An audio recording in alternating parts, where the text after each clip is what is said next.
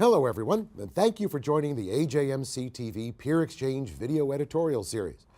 This video series features expert panel discussions on integrating advances in cancer treatment into today's environment of managed care and healthcare reform.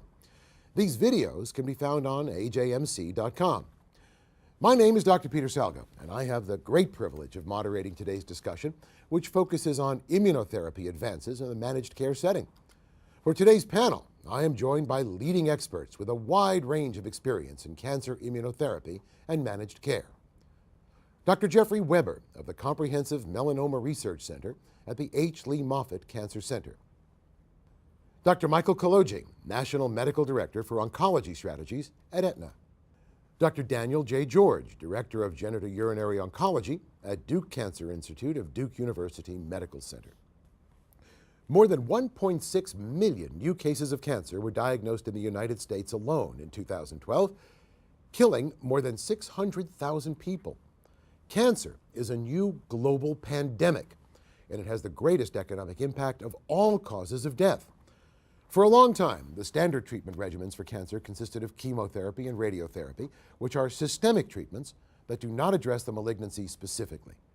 Within the past 25 years, numerous new immunotherapeutic options have been developed that use the body's own immune system to fight the disease. The market for cancer immunotherapies is expected to exceed $14 billion.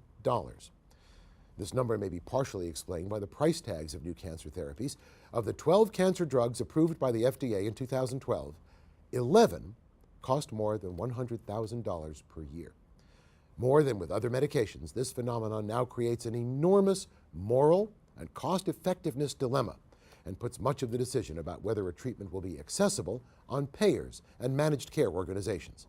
These organizations have the difficult job of trying to weigh patient access to needed treatments against reimbursement costs that could raise the costs for everyone across the board. These decisions require a delicate balance and will be most likely debated for years to come. And I guess what we're going to do today is, if not begin the debate, continue this debate. So why don't we get going? Dan, we're going to start with you. Can you start us off on a discussion of the previously unmet medical needs that are now being met by cancer immunotherapies? Sure, Peter. You know, cancer immunotherapy and really immunotherapy in general has got a long history, really almost 100 years or more of approaches and recognition of the importance of the immune system in both monitoring and preventing cancer as well as controlling cancer.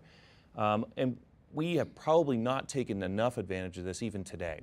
But recently there's been a breakthrough in a number of agents and strategies that have really harnessed this axis of therapy, really a endogenous approach to managing this disease and taking advantage of our own immune system and the way it fights cancer. I mean, you know, the way I've looked at it, if I may, is in the past, when you gave chemotherapy, you just killed all the cells and hoped that the rapidly dividing cells went first and then salvaged patients back. That's not what's going on. Yeah, this is a really different paradigm. I mean, the immune system is present.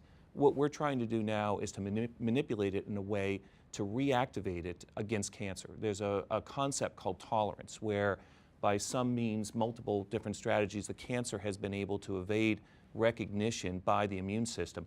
And by overcoming that tolerance, there's a way of reharnessing that immune system. Unlike a chemotherapy or radiation therapy where the treatment stops when you stop the drug, these are therapies that potentially could keep going and keep working once that reactivation has taken place. I mean, that, when you actually think about it, I thought about it before coming here today, we're actually sort of vaccinating, if you permit me to use an umbrella term that may be imprecise, but vaccinating against cancer in the sense that you are sensitizing an immune system against a particular tumor. Is that a fair comparison? So when you don't have to revaccinate every 3 days. You give it once and the immune system keeps working.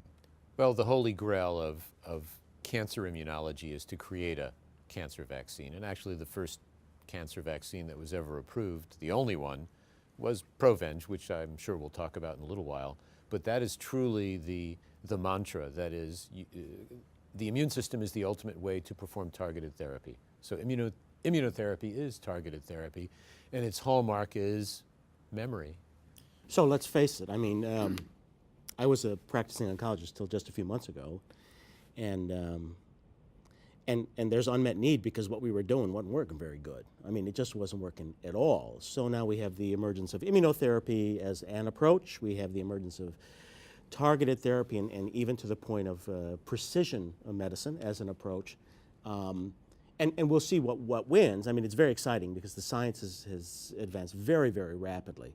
But let's face it, what we did before didn't work so good for most patients. You know, what I was always taught was that we're developing malignant cells every day, and the immune system gobbles them up, and we just keep going, so that the development of a large tumor, or a bone marrow tumor, if you will, is a failure in some sense of immune recognition and immune response.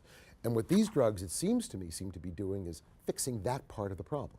Is that fair? It's a good story. I don't know. You should ask these guys. They know more about that Well, than all me. right, guys. Am I off base here or what? Well, there are certainly data to suggest that this idea of immune surveillance is indeed valid. On the other hand, people on immunosuppressants don't pop up with 30 different types of solid tumors. Some do. But some do. Transplant patients often will get squamous skin cancers, especially virally related squamous skin cancers and other skin cancers. But so there are data to suggest that we, of course, day to day always have immune surveillance to prevent cancer from developing. So what are some of the different